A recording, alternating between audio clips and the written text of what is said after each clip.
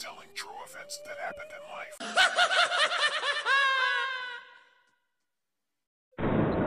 অভিশপ্ত কবরস্থান ঘটনার দ্বিতীয় পর্ব।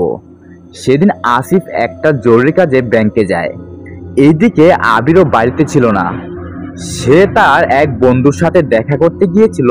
সম্মিককে বাড়িতে একা রেখেই তারা বাড়ির বাইরে গিয়েছিল। আসিফ ব্যাংকে জরুরি কাজ করছিল, ঠিক সেই সময়ই তার মোবাইলে তার মামার নাম্বার থেকে একটা কল আসলো। আসিফ কলটা ধরে স্বাভাবিকভাবেই বলল, হ্যালো মামা। এরপর তার মামা তাকে যা বলল তা শোনার জন্য আসিফ মোটেও প্রস্তুত ছিল না। তার মামা বললেন, তুই কোথায় রে বাবা? তাড়াতাড়ি বাড়িতে চলে আয়, একটা বড় সর্বনাশ হয়ে গেছে। তোদের পুরো বাড়িতে আগুন লেগে গেছে, বাড়ির সবকিছু পুড়ে গেছে। তুই তাড়াতাড়ি বাড়িতে চলে আয়। মামার মুখে হঠাৎ এই কথাটা শুনে আসিফ ভয়ে আটকে ওঠে। সে জানে যে সম্মি একা বাড়িতে রয়েছে, তাহলে তার আবার কিছু হয়নি তো। এরপর আসিফ আবিরকে কল দিয়ে এই আগুন লাগার কথাটা জানায়। আবিরও এরকম কোনো কথা শোনার জন্য মোটেও প্রস্তুত ছিল না। সে ভয়ে আটকে ওঠে এবং সম্মির কথা চিন্তা করতে থাকে। এরপর তারা দুজনেই খুব দ্রুত বাড়িতে পৌঁছায়। বাড়িতে পৌঁছে আবারও সে হাজারো মানুষের ভিড় দেখে তাদের হৃদস্পন্দন যেন আবারও বেড়ে যায়। এরপর তারা ধীরে ধীরে ভিড় ঠেলে বাড়ির ভেতরের দিকে এগিয়ে যায়। বাড়িতে যেতেই দেখলো তাদের বাড়ি আর এখন তাদের বাড়ির পুরনো অবস্থায় নেই। পুরো বাড়ি পুড়ে কয়লা হয়ে গিয়েছে। আবির এবং আসিফ পাগলের মতো সম্মিকে চারিদিকে খুঁজতে থাকে। এরপর দেখে বাড়ির সামনে পাটির উপর সাদা কাপড় দিয়ে একটা লাশ ডেকে রাখা হয়েছে। সাদা কাপড়টা সরাতেই তাদের আর চিনতে বাকি রইল না যে এটাই তাদের সম্মি। সম্মির পুরো শরীর আগুনে পুড়ে পুড়ে ঝলসে গেছে। লাশটা দেখে চেনার উপায় নেই যে এটা কার লাশ, কিন্তু এর শরীর গঠন দেখে বোঝা যায় যে এটা স্পষ্ট একটা মেয়ের লাশ। আর এই বাড়িতে সম্মি ছাড়া আর কোনো মেয়েই ছিল না। আসিফ পুরো কান্নায় ভেঙে পড়ে। আবিরও কান্না করছিল, তাও সে তার ভাইকে সান্ত্বনা দেওয়ার চেষ্টা করে। এরপর পুলিশ ও গোয়েন্দা দল আসে। এর আগেই ফায়ার সার্ভিসও চলে এসেছিল।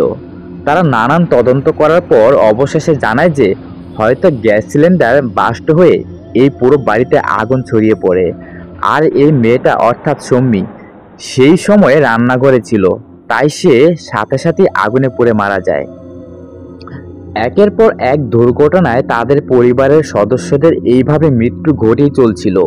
প্রথমে 5 বছরের বাচ্চা মেয়ে আনিকা ছাদ থেকে পড়ে মারা গেল। এরপর আবির এবং আসিফের মা গাড়ির দুর্ঘটনায় মারা গেল।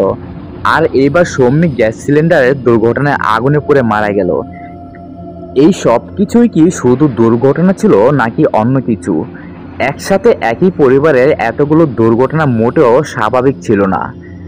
কেউই এগুলোকে স্বাভাবিকভাবে নিচ্ছিল না। এইদিকে এর পেছনে কি কারণ থাকতে পারে এটাও বুঝতে পারছিল না কেউ।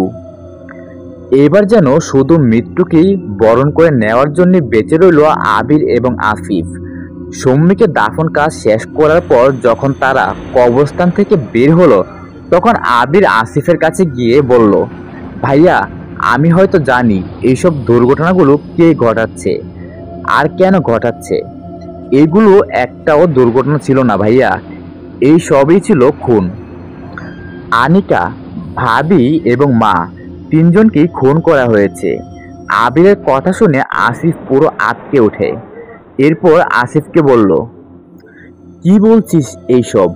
তুই কি করে জানলি যে এইগুলো দুর্ঘটনা না খুন? তাহলে বল কে এই খুনগুলো করেছে? এরপর আবির কিছুক্ষণ চুপ করে থাকে। এরপর উত্তর দেয়, আমার মনে হয় সেই গ্রামের লোকগুলোর কথা বলা কথাগুলি ঠিক হচ্ছে। লোকগুলো বলেছিল ওইটা একটা অভিশপ্ত কবরস্থান, আর ওইখানে যাদেরই কবর দেয়া হয় তাদের কারো আত্মাই আর শান্তি পায় না। তারা আবার তাদের পরিবারের কাছে ফিরে আসে এবং তাদের পরিবারের সদস্যদের খুন করে তার সাথে করে ওপারের দুনিয়া নিয়ে যায়। আমার মনে হচ্ছে তাদের বলা কথাগুলি ঠিক। আমাদের বাবার আত্মা আবার আমাদের পরিবারে ফিরে এসেছে এবং সেই আনিকা, মা এবং সম্মিকে খুন করেছে। তা না হলে তুমিই বলো, একসাথে এতগুলো দুর্ঘটনা হয় কি করে? আবিরের কথা শুনে আসিফ আবার খুব রেগে গেল আর আবিরকে বলল, তুই কি আসলেই পাগল? এইসব অভিশপ্ত বলে কিছু হয় না। মৃত্যুর পর মানুষের আত্মা আর ফিরে আসে না। এসব কিছুই কেবল একটা দুর্ঘটনা ছিল। তুই এই বিষয় নিয়ে আর একটাও কথা বলবি না আমায়।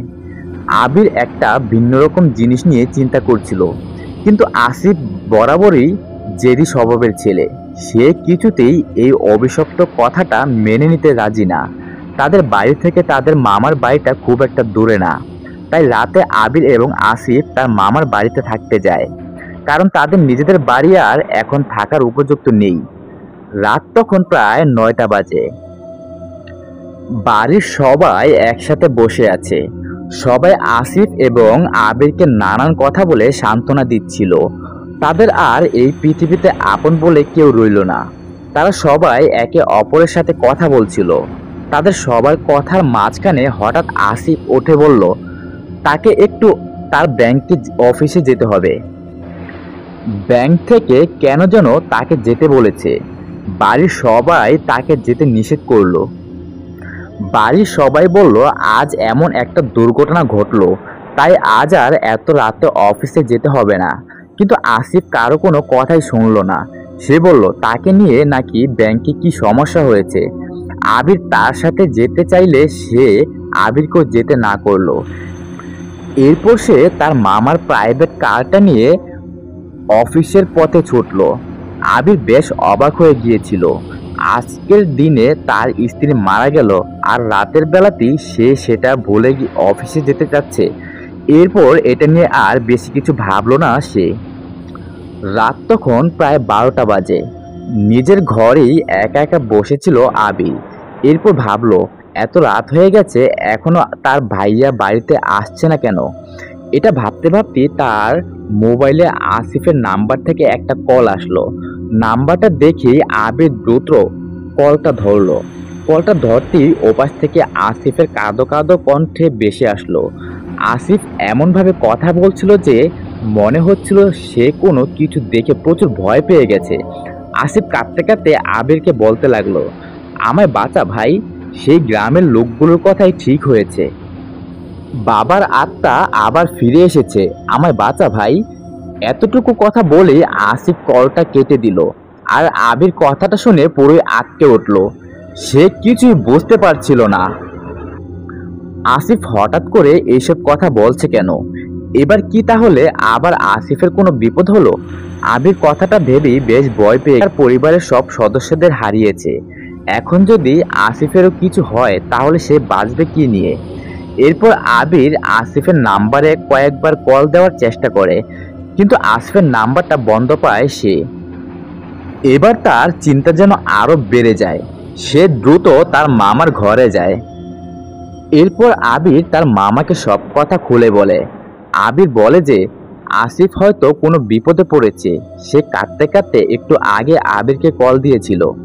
এরপর হঠাৎই কলটা কেটে যায়। এরপর থেকে আসিফের নাম্বারটা বন্ধ রয়েছে। আবিরের মামাও কথাটা শুনে বেশ চমকে ওঠে। সেও আবিরের মতো বেশ চিন্তায় পড়ে যায়। এরপর আবির এবং তার মামা দুজনে মিলেই খুব দ্রুত বাড়ি থেকে বেরিয়ে আসিফকে খুঁজতে যায়। প্রথমে তারা আসিফের ব্যাংকের অফিসে যায়, কিন্তু সেখানে গিয়ে তারা আরো বেশি অবাক হয়। কারণ সেখানে গিয়ে তারা জানতে পারে যে আসিফ আজ রাতে অফিসে আসেনি, বা তাকে জরুরিভাবে কেউ অফিসে আসতে বলেনি। তারা কথাটা শুনে পুরো অবাক হয়ে যায় আর ভাবে, আসিফ শুধু শুধু তাদের মিথ্যা কথা বলে এত রাতে বাড়ি থেকে বের হলো কেন। তাদের চিন্তার মাত্রা যেন আরো বেড়ে গেল। এরপর আবির এবং আবিরের মামা শহরে অনেকগুলো রাস্তা ঘুরে বেড়ায় আসিফকে খুঁজতে, কিন্তু কোথাও আসিফকে খুঁজে পায় না তারা। এর ভেতরেও আসিফকে অনেকবার কল দেয় আবির, কিন্তু সেই একইভাবে বারে বারে আসিফের মোবাইলটা বন্ধ পায় সে। এইভাবে দেখতে দেখতে রাত প্রায় 3টা বেজে যায়। এরপর রাস্তায় চলতে চলতে হঠাৎ আবির এবং তার মামা লক্ষ্য করে যে রাস্তার একটা নির্দিষ্ট জায়গায় অনেকগুলো মানুষ ভিড় করে দাঁড়িয়ে আছে। কয়েকজন পুলিশকেও সেখানে ভিড় করে দাঁড়িয়ে থাকতে দেখা যাচ্ছে। আবির এবং তার মামা বেশ অবাক হয়। তারা ভাবে যে এত রাতে রাস্তার পাশে এতগুলো মানুষ ভিড় করে দাঁড়িয়ে আছে কেন। এরপর আবির এবং তার মামা ধীরে ধীরে সেই জায়গাটার দিকে এগিয়ে যায়। এরপর ভিড় ঠেলে একটু সামনে যাওয়ার পর তারা যা দেখলো তা দেখে তারা পুরো আটকে উঠলো। তারা দেখলো যে একটা গাড়ি রাস্তার পাশের একটা বড় গাছের সাথে ধাক্কা খেয়ে দুমড়ে মুচড়ে রাস্তার পাশে পড়ে আছে। গাড়িটা দেখে তাদের চিন্তা বাকি রইল না যে আরে এটাই তো সেই গাড়িটা, যে গাড়িটা আসিফ একটু আগে রাতের বেলা বাড়ি থেকে নিয়ে বেরিয়েছিল। তারা গাড়িটা দেখে আটকে উঠে কাঁদতে থাকে। এরপর গাড়ির একটু কাছে যেতে তারা দেখলো যে আসিফের রক্তাক্ত শরীর গাড়ির ভেতরে পড়ে রয়েছে। আসিফের লাশটা দেখে আবির এবং তার মামা দুজনেই পুরো নির্বাক হয়ে গেল। তারা কিছু বুঝতে পারছিল না। তারা কল্পনাও করতে পারছিল না যে আসিফ মারা গেছে। তারা ভাবতে লাগলো আসিফ এইভাবে অ্যাক্সিডেন্ট করলো কিভাবে। আসিফ তো বেশ ভালো গাড়ি চালাতে পারতো।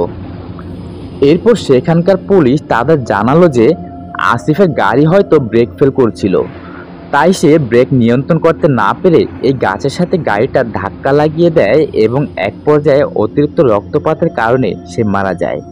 এরপর আশেপাশের সব মানুষেরা এই অ্যাক্সিডেন্টের শব্দ পেয়ে এখানে ছুটে আসে এবং পুলিশে খবর দেয়।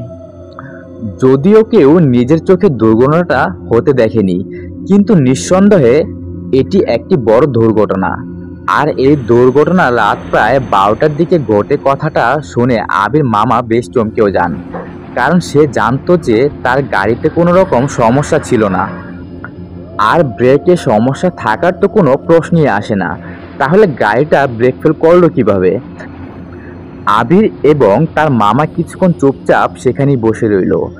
আবির জানে যে এটাকেও সবাই একটা স্বাভাবিক সড়ক দুর্ঘটনা ভেবে উড়িয়ে দিবে, কিন্তু আবির জানে যে এটা মোটেও কোনো স্বাভাবিক সড়ক দুর্ঘটনা না, এটা একটা খুন।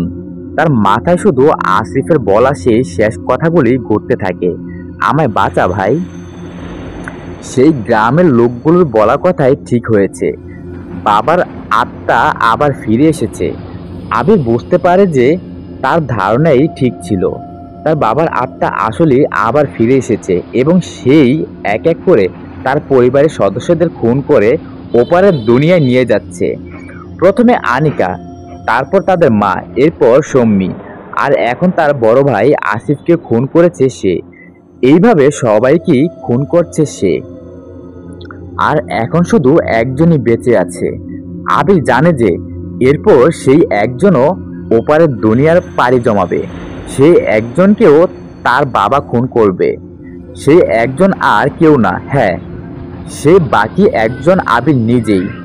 আবির জানে যে এরপর সে নিজেও মারা যাবে। তার মৃত্যু অতি সন্নিকটে। পরিবারের বাকি সদস্যদের মতো সেও হয়তো কোনো এক দুর্ঘটনায় মারা যাবে। তার মৃত্যু এবার কেউই ঠেকাতে পারবে না।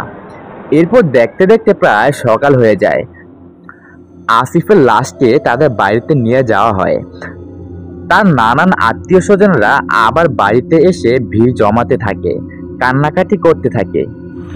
তবে এই ঘটনাগুলো আবিরের কাছে এখন যেন একটা স্বাভাবিক ঘটনা হয়ে গেছে, কারণ সে এই 2 মাসে কয়েকবার এরকম ঘটনার সম্মুখীন হয়েছে। তার অনুভূতিগুলো এখন যেন মারা গেছে। সে একজন জীবন্ত লাশের মতো দাঁড়িয়ে দাঁড়িয়ে শুধু সবার কর্মকাণ্ড দেখছিল। এরপরে শহরের একটি কবরস্থানে আসিফেরও দাফন কাজ শেষ করা হয়। এরপর দেখতে দেখতে প্রায় রাত হয়ে যায়। তাদের সব আত্মীয় স্বজনেরা আবিরকে সান্ত্বনা দিয়ে ধীরে ধীরে যার যার বাড়িতে ফিরে যায়। আবিরের মামা আবিরকে তাদের বাড়িতে গিয়ে রাতে থাকতে বলেন, কিন্তু আবির অনেকটা পাগলের মতো ব্যবহার করতে শুরু করে। সে একা একাই অন্ধকারে সেই আগুনে পুড়ে কয়লা হয়ে যাওয়া তাদের বাড়ির ভেতরে বসে থাকে। তার মামাকেও সে এখান থেকে যেতে বলে। আবির তার মামাকে বলে সে একটু পরেই তার বাড়িতে যাবে, এখন সে একটু একা থাকতে চায়। এরপর আবিরের মামাও আবিরকে ছেড়ে তার বাড়িতে চলে যায়। পুরো বাড়িতে আবির শুধু একা একা চুপচাপ বসে থাকে। সে জানে যে তার মৃত্যু অনেক নিকটে চলে এসেছে। হয়তো একটু পরে এই বাড়িতে তার মৃত্যু ঘটবে। হয়তো একটু পরেই সে তার পরিবারের বাকি সদস্যের কাছে ওপারের দুনিয়ায় চলে যাবে। আবির বসে বসে মৃত্যুর অপেক্ষা করছিল। এরপর হঠাৎ সে ভাবল, আসলে কি এই অভিশাপ থেকে সে বেঁচে ফেরার আর কোনো উপায় নেই? আসলে কি তার মৃত্যু নিশ্চিত? আসলে কি তার বাঁচার আর কোনো সুযোগ নেই? সে কি পারে না এই অভিশাপকে ধ্বংস করে আবার একটা স্বাভাবিক জীবনে ফিরে যেতে? তার নিজের মৃত্যু ছাড়া কি তার বাবার আত্মাকে মুক্তি দেওয়ার কোনো উপায় নেই? এরকম হাজারো প্রশ্ন এসে আবিরের মাথায় ঘুরপাক খায়। আবির এবার যেন বেঁচে থাকার জন্য কিছুটা আশা পায়। সে ভাবে, এসব প্রশ্নের উত্তর, রহস্যের সমাধান এবং অভিশাপ থেকে মুক্তির সব উপায়ই একমাত্র সেখানেই পাওয়া যাবে, যেখানে তারা তার বাবার কবরটা দিয়েছিল। সে বুঝতে পারল, এখন তার কাছে আর কোনো রাস্তা নেই। তাকে সেই অভিশপ্ত কবরস্থানটার পাশে ফিরে যেতে হবে, কারণ একমাত্র সেখানকার লোকেরাই তার বাবার কবর দেওয়ার আগে থেকেই তাদের নানানভাবে সতর্ক করার চেষ্টা করেছিল। নিশ্চয়ই এখন তাদের কাছে গেলেই এই সমস্যার কোনো একটা সমাধান পাওয়া যাবে। তারা নিশ্চয়ই এই অভিশপ্ত কবরস্থানের রহস্য জানে এবং জানে যে কি করে এই অভিশাপ থেকে মুক্তি পাওয়া যায়। এরপর আবির আর কিছু না ভেবে সিদ্ধান্ত নেয়, যে করেই হোক তাকে আবার তাদের গ্রামে ফিরে যেতে হবে। সেখানেই হয়তো সে এই অভিশপ্ত জীবনের একটা সুন্দর সমাপ্তি পাবে। কিন্তু রাতের অন্ধকারে সেই গ্রামে যাওয়াটা ঠিক হবে না। তাই সে ভোরের অপেক্ষায় তাদের বাড়িতেই সারা রাত বসে রইল। সকাল হলেই সে রওনা দিবে তাদের গ্রামে। এরপর রাতের অন্ধকার পেরিয়ে যেই ভোরের সূর্যের আলো উঁকি দিয়েছে, ঠিক সেই সময়ই আবির তার বাড়ি থেকে বেরিয়ে তার মামা বা অন্য কাউকে কিছু না বলেই গ্রামের বাড়ির উদ্দেশ্যে রওনা দেয়। প্রায় অনেকটা সময় বাসে থাকার পর অবশেষে সে তার গ্রামের বাড়িতে পৌঁছলো। গ্রামের বাড়িতে পৌঁছে সে আবার পুরো দ্বন্দ্বে পড়ে গেল। সে ভাবছিল যে সে গ্রামে তো ঠিকই পৌঁছে গেছে, কিন্তু এখন সে কি করবে? সে সাহায্যের জন্য গ্রামের কার কাছে যাবে? সে কাকে বিশ্বাস করে এইসব ঘটনা খুলে বলবে? কে তাকে সবচেয়ে বেশি সাহায্য করতে পারে? এরপর আবিরের হঠাৎ মনে পড়ল, এই গ্রামের ইমাম সাহেব তাদের সবার প্রথমে সতর্ক করেছিল। তাহলে নিশ্চয়ই এই অভিশপ্ত কবরস্থান সম্পর্কে সেই সবচেয়ে ভালো জানে।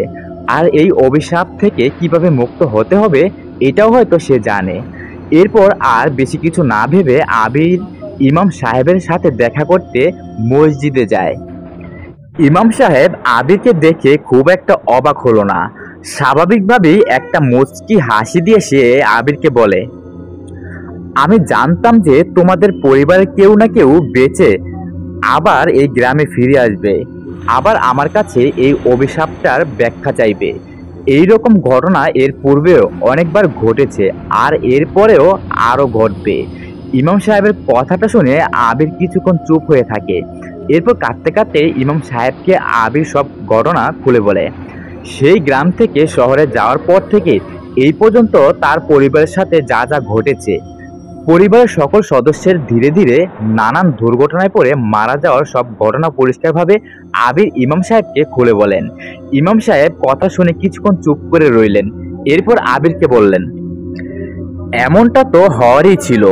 প্রায় প্রতি বছরই এখানে একটা পরিবার আসে তাদের আপনজনকে কবর দিতে।